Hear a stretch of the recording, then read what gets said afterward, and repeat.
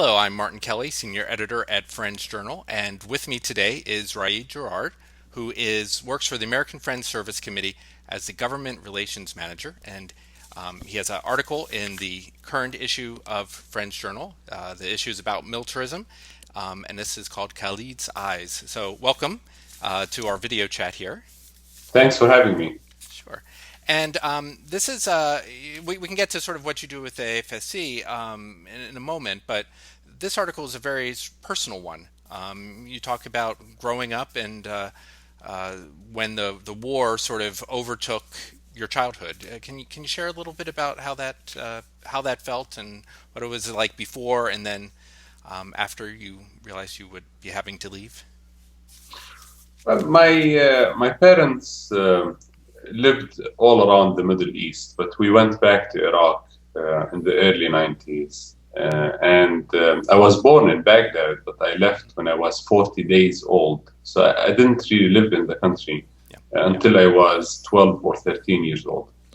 And those were the years of war and military sanctions and almost weekly U.S. military strikes all through the 90s. Many people in the U.S. Think about the Iraq War as a war that started in 2003. I think the majority of Iraqis and people in the Middle East view it as a war that started back in 1990 or 1991 and never ended. It had different phases, and the last phase was the 2003 military invasion and occupation. So I spent my childhood, growing up in Iraq, in a country that was collapsing slowly. I always tell my friends here in the U.S. that Baghdad did not fall in 3 weeks, like we imagine it from hearing the story of shock and awe. Baghdad fell in 13 or 14 years of bombardment and sanctions and deterioration. And unfortunately, those were the years that I lived in Iraq. Right. So yeah, I remember there was sort of constantly cruise missiles being sent for one thing or Correct. another, and of course the sanctions were pretty harsh and a lot of famine too, as I recall, in some parts at least of the country. So what happened when this sort of what was the tipping point, I guess, for your family, where you felt that you had to actually leave Iraq? We left. We left based on different criterias, and that's I always think about this moment of deciding to leave because I'm half Palestinian and half Iraqi, and that is one of these stories that I grew up listening to. When my father's family, my Palestinian half, decided to leave Palestine, and how it happened painfully twice. Once in 1948, when my grandparents used to live in Haifa in the time, and then came that moment when they stood up and said, "We have to leave." And once in 1967, when my father was in Jenin, and that moment came and they said, "We have to leave." Right. So going through that moment again in Iraq was very painful and even more traumatic for me because it is something that happened to my family and my ancestors a few times in the last decades. And I mean, for me, it was like a more immediate consequence to deterioration and me being kidnapped for a night by some militia in the south, and I decided that I should put an end to this and go back to Jordan. So it wasn't like very dramatic. I could have maybe stayed a little bit longer, but I chose to leave to finish my master's degree. But I think for my family, the moment of kidnapping my middle brother Khalid and his disappearance for weeks, that was an extremely traumatic event for everyone. And that's what I talk about in the piece that you mentioned in the Friends Journal. Right. Khalid is my brother's name. and his ordeal was definitely that point that led to my immediate family and many other people to leave the country permanently. Right, and when you were saying there was more and more of these sort of violence and kidnappings, and I guess as the country deteriorated, what kind of search could you make for your brother as he disappeared? And you know the we'll spoil it here. He did get out. You did recover him, or your family did recover him. So what kind of emotions were you going through, and how did you actually go about recovering him or finding him through all this? Well, I was in Jordan at the time, so my father Yeah. was in Iraq by himself, searching for Khalid, and he went through all the possible scenarios, searched for him in police stations and hospitals and morgues, asked his school, started contacting people who we knew at the government. Nothing yielded any results. But as you mentioned, in a few weeks, Khalid ended up calling us. He called us from the one of the prisons of the Iraqi Ministry of Interior. Uh, One very nice guard gave him his cell phone to call us for a minute. And once we knew where he was, my father did everything possible to get him out or to get him before a judge so that he would be released.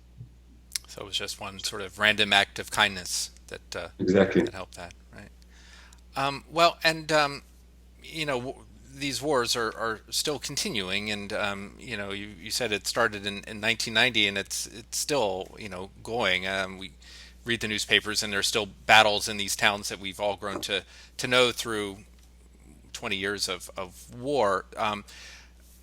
Now you're working for the American Friends Service. Can you tell us a little bit about that and how that sort of maybe grew out of some of your experience? And tell me a little bit about what you do there for the AFSC.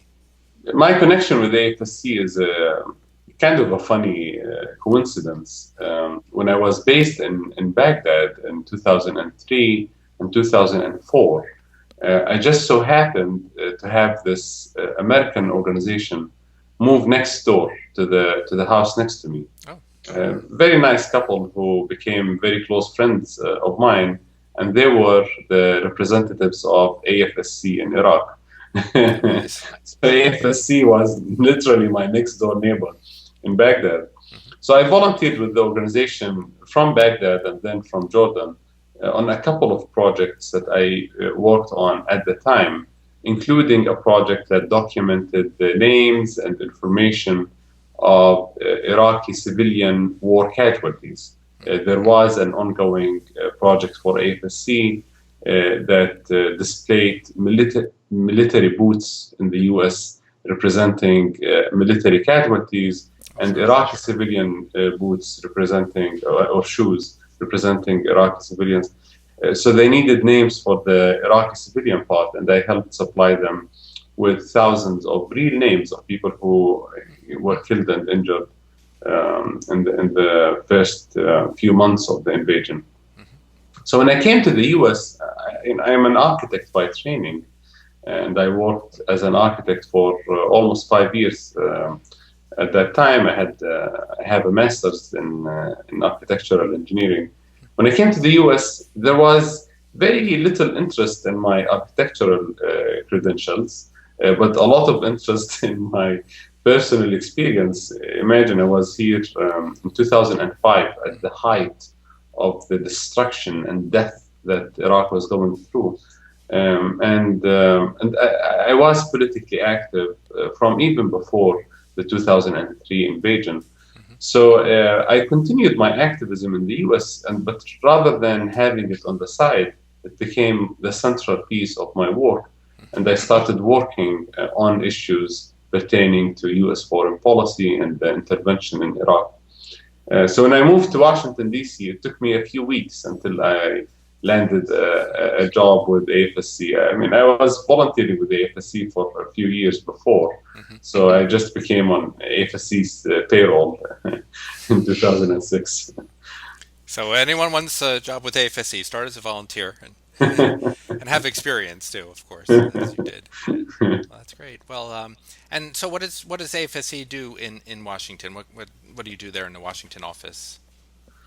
We have two main offices in Washington. One of them is the local office that works on the Washington D.C. Area with grassroots on a number of issues.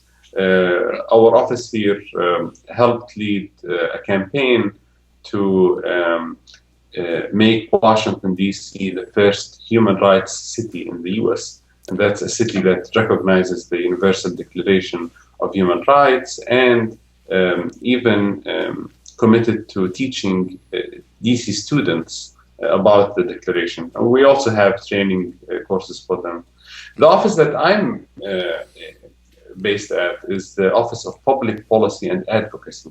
So that's a special unit within the organization that is in charge of articulating AFSC's vision and work before the US government here in DC, Hmm. and putting guidelines for our public policy as an organization. So it's a smaller unit. We're based here in Washington, DC. Hmm. And our work is mostly focused on advocacy with the US government and US governmental agencies and collaboration with our partners who work on these issues. And public policy, whenever AFSC wants to take a public policy stand, we also try to make sure that we have one voice as an organization when we're working on these issues. Great. Well, it sounds like very important work. And just reading the papers and all the sort of different policies the U.S. seems to have there, having your experience and the AFSC's 75 years of experience actually trying to help cut through some of that and do the advocacy works is definitely something we need more of in Washington, I think, and especially as elections come up. And Well, let's see if it will work. AFSC was established in 1917, so we almost have 100 years of oh, experience. 100 years, And yes, sorry. but I think changing the U.S. foreign policy is not an easy task. It's a very frustrating task that requires patience and very small calculations for what's possible this month and this year. Maybe that can be the AFSC's work for the next 100 years. That we'll finally get that. Well, thank you. And again, Raed's article can be read in the current issue of Friends Journal, The Effects of War. And there's a lot of articles on post-traumatic stress and also some people looking at other personal histories of being involved in war, World War II, a few different really poignant stories about that. So there's a lot there and a lot to look at on our website. And we'll also put any kind of links that you want to put to your office or any of the advocacy work you're doing. We'll put that in the show notes here on the YouTube channel. So thank you for joining us. And Thank you. Thanks again for including my piece. I hope none of your audiences will ever experience war. It's a very ugly thing to experience. So I hope they would just read about it in the journal and avoid it for the rest of their lives. right, but we can't really avoid it. I mean, it's our tax money that's going in and doing a lot of this. So True. I'm glad I mean we had that that's story. our responsibility is to help other people avoid it as well. Right. When I was looking through some of the archives, French Journal had a lot of articles about people protesting, and not really as many articles about people sort of in this experience of being affected by war, and also the soldiers. We hadn't had many articles on that, so it's sort of Right. a little bit of a change. So I'm glad to have this issue for that, and glad to know some of the effects there, and glad the AFSC's been doing all that work all that time, and that they moved in next to you as a youth. So thank you again, and Thank you. we'll talk to you again soon, I'm sure. Thank you so much. Bye bye.